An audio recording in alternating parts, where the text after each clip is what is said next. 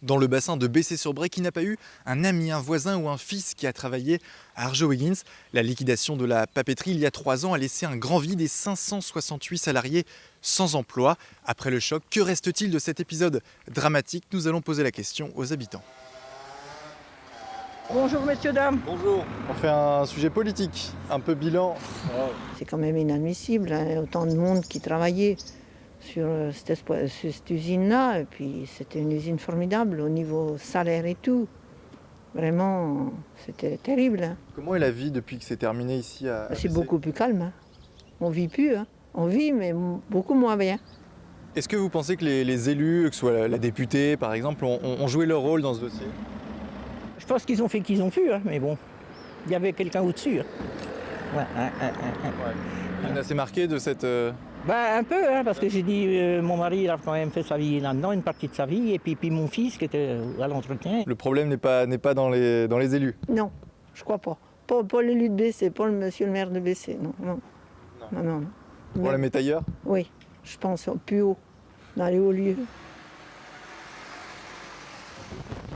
Bonjour monsieur le maire. Voilà, j'ai pas vraiment beaucoup de temps, hein, venez.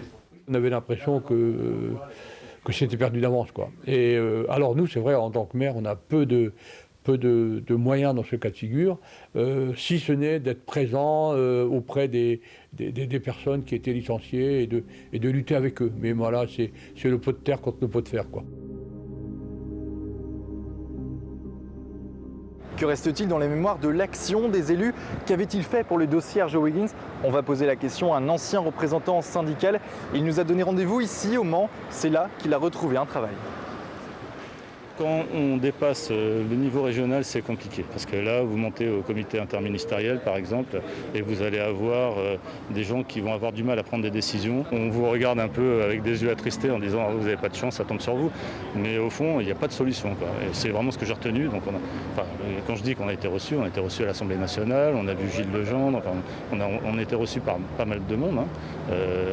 Mais au fond, aucune solution n'est apparue derrière.